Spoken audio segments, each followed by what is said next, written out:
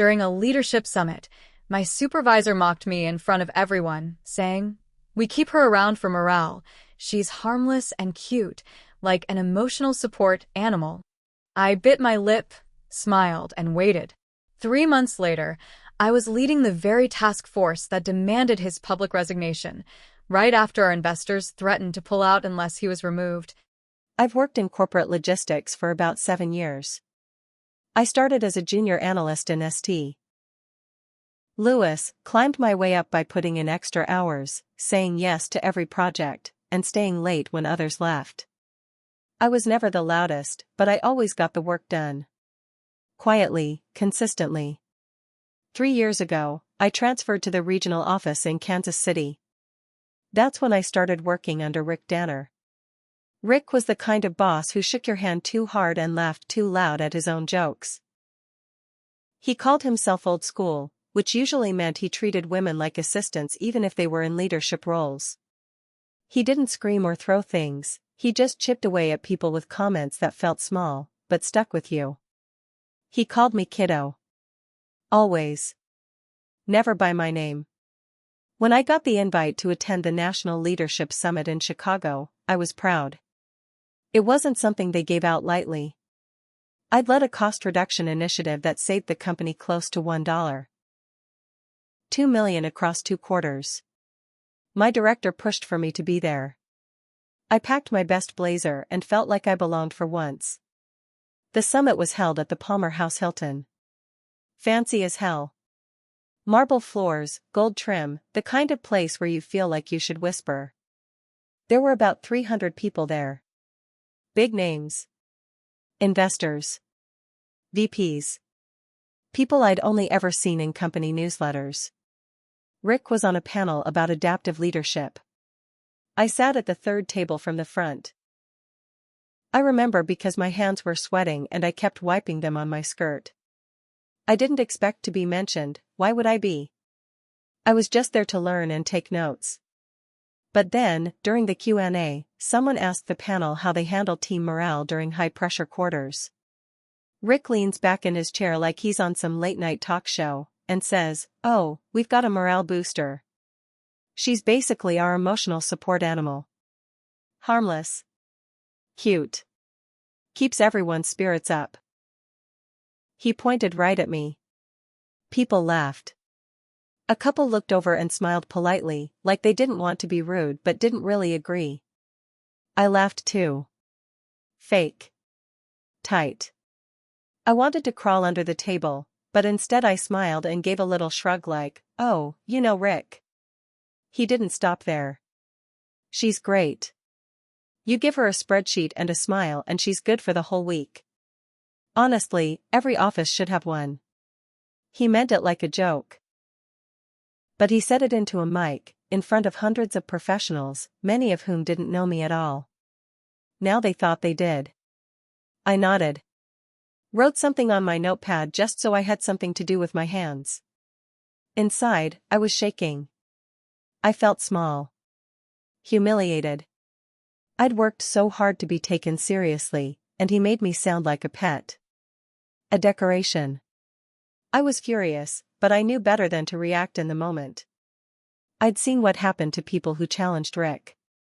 They didn't last long. So I waited. I didn't confront him after.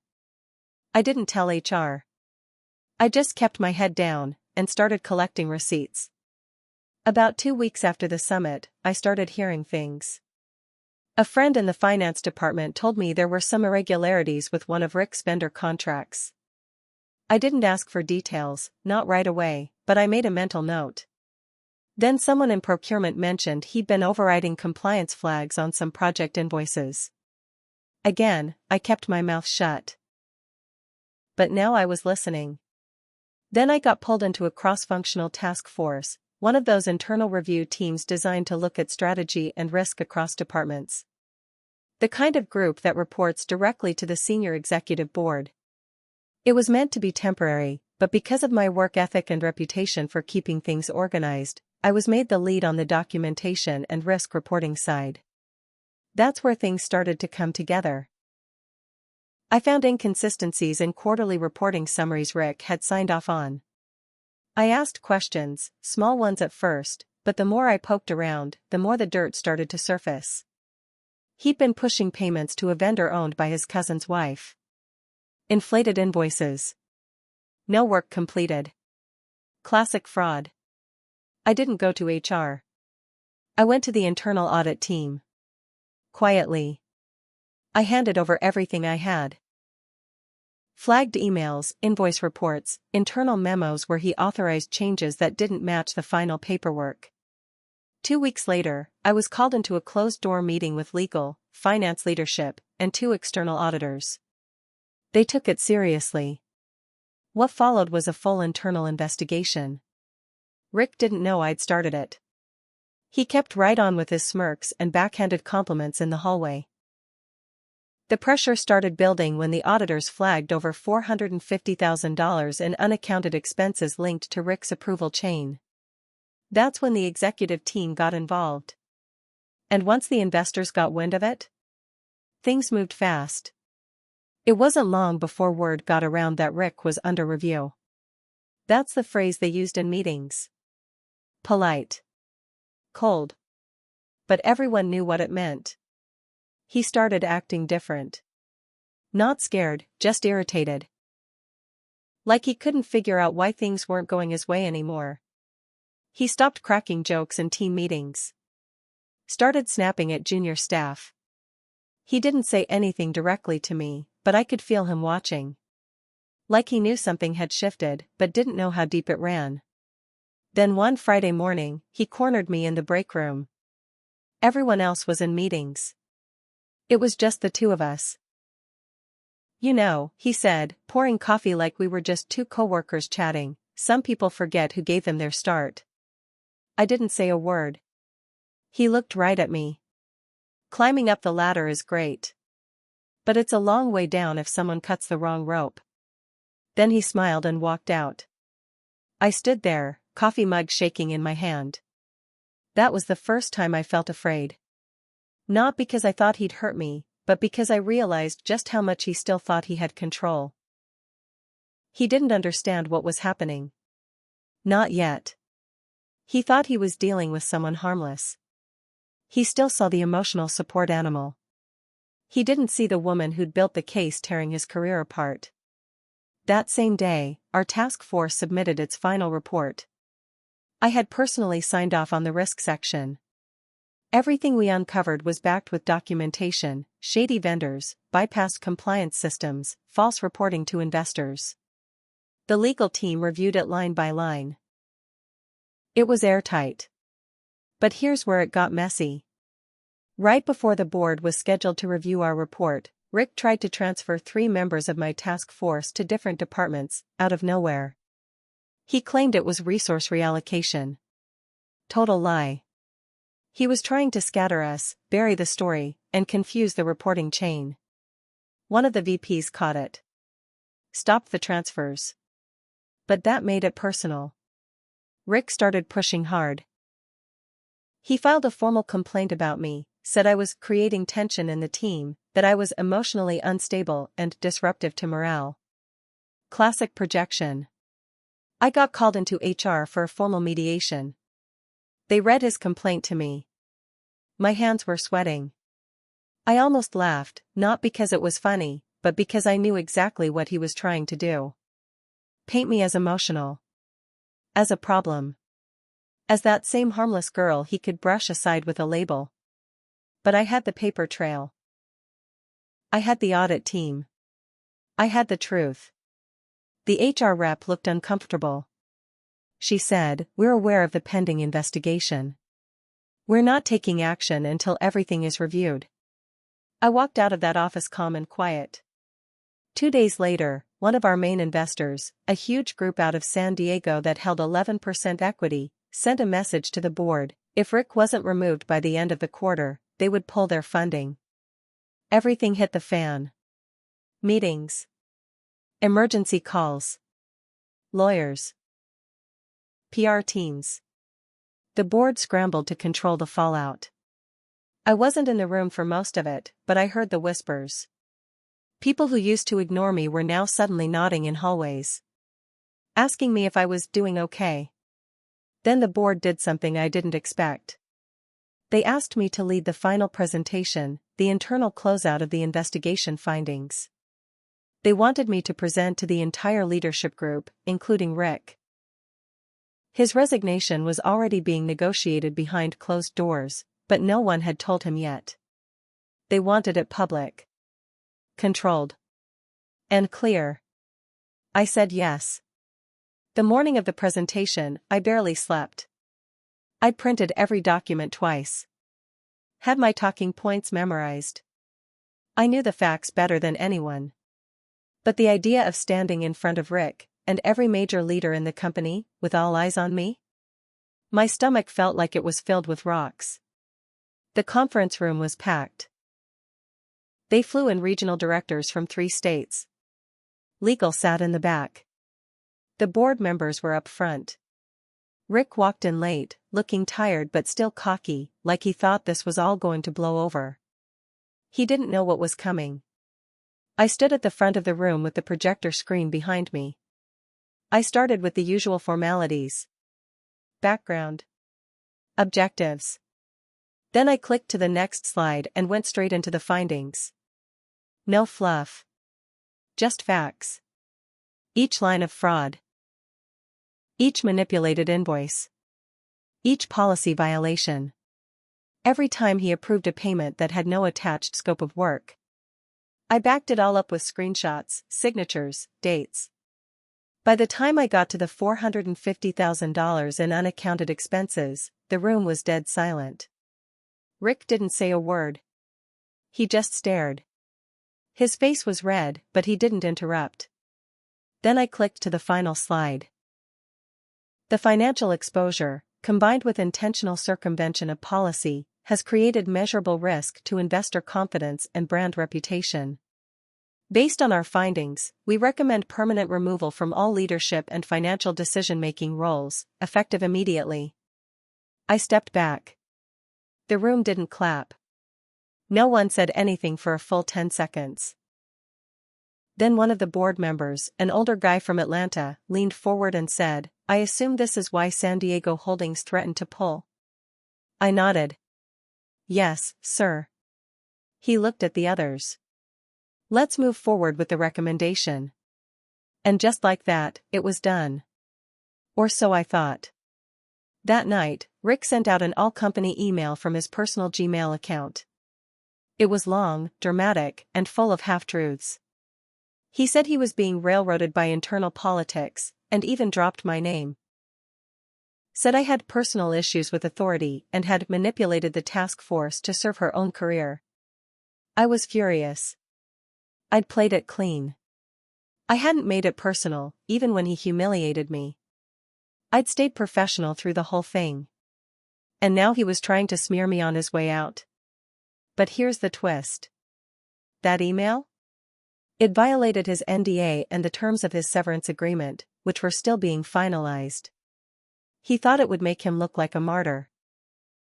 Instead, it cost him everything. The company's legal team yanked the severance deal within 12 hours. He lost the 6-month payout, the benefits extension, and the resigned in good standing clause. And now, he was open to personal liability. That's when he really started to unravel. He tried reaching out to some of my team members. DMs, texts. Even called one guy at home. He was trying to get someone to flip, to say the report was biased, or that I'd pushed people to exaggerate. But no one did. Not one person. If anything, more people came forward with stories about him, not just fraud, but how he'd bullied or undermined them over the years. The board opened a new internal channel, Anonymous, for employee concerns about upper leadership behavior. The first week, over 60 people submitted complaints. Most of them went back years. Turns out, Rick's downfall had been building long before I showed up. I just lit the match. Once Rick broke the NDA with that email, the company wasted no time. They sent a cease and desist the next day. Told him if he contacted any employees again, they'd sue. The legal team also filed to block his severance, and with that, he lost everything he thought he could still hold on to. No payout. No benefits. No glowing recommendation letter. Just a statement saying he was terminated for cause. That would follow him wherever he went next. But Rick didn't disappear quietly. A few weeks later, he tried to spin the story on LinkedIn. He posted some vague update about career transitions and corporate betrayal, then he started dropping comments under old colleagues' posts, trying to hint that he'd been wronged. He even replied under one of our VP's posts, claiming he had proof that this was a targeted takedown. He was desperate. It showed. That's when I made a decision. One I debated for days. I reached out to our company's legal team and asked if I could share my experience, publicly, in a controlled, professional way. They gave me the green light, as long as I didn't reveal internal documents or confidential investor names. So I wrote a post. A long one. I didn't name him. I didn't have to. But I told the story, how someone in power had belittled me, called me harmless, joked about me being cute enough to be an emotional support animal. How I quietly documented fraud, built a case, and presented it to the board. I ended the post with this: sometimes being underestimated is the best gift your enemies can give you. I wasn't harmless. I was just patient. It went viral in our industry. Over 30,000 views in 2 days. Women from other companies commented, saying they'd been through the same kind of treatment. A few younger analysts messaged me privately, saying they'd printed it out and taped it to their office walls. My inbox was flooded, not just with support, but with job offers. Speaking invitations. One of our competitors in Chicago offered me a senior strategy role with a $40,000 raise. But I didn't take it. Not yet. Because right around then, the board came to me again.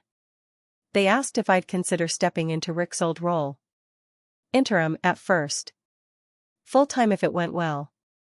They said my leadership during the task force investigation had changed how they saw the future of the company. That I was the kind of voice they needed in the room now. I accepted. Not for the title. Not even for the money. But because I wanted to rebuild the culture Rick had helped poison. My first move? I promoted 2 people Rick had always ignored.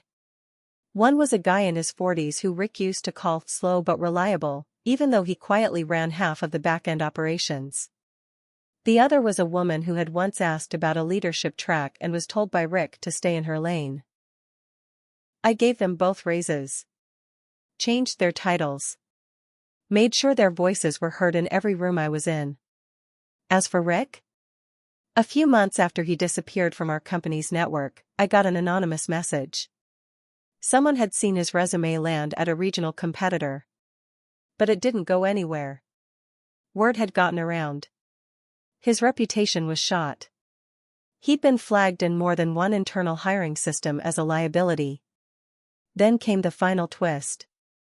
One of our external audit partners, someone who had worked on the investigation, ran into Rick at a networking event in Phoenix. Rick didn't recognize him. He was handing out resumes. No one took one. I was told he's now doing freelance consulting. Nothing steady. Nothing real. A man who once bragged about his leadership bloodline and 10-year plan to the top was now begging for work one handshake at a time. That would have been enough revenge. But the real full-circle moment came 6 months after I took over. I was asked to return to the National Leadership Summit. Same hotel. Same stage. Only this time I wasn't a guest sitting at a table. I was the keynote speaker. They gave me 45 minutes to talk about modern leadership and silent strength. I walked onto that stage in the same blazer I wore the day Rick mocked me. I looked out at the crowd, some of the same people who'd laughed back then were sitting right there. I didn't call anyone out by name. I didn't need to. I spoke calmly. Directly. I told the story of what it means to lead through storms, through humiliation, through betrayal. And when I finished, the room stood up. Not because I was loud or dramatic, but because I'd done what most people dream about doing when they've been stepped on. I turned the pain into power. I used his words, harmless, cute, support animal, and rewrote their meaning. He tried to humiliate me in front of the company. In the end, I buried his career and built my own from the rubble. And I didn't have to raise my voice once.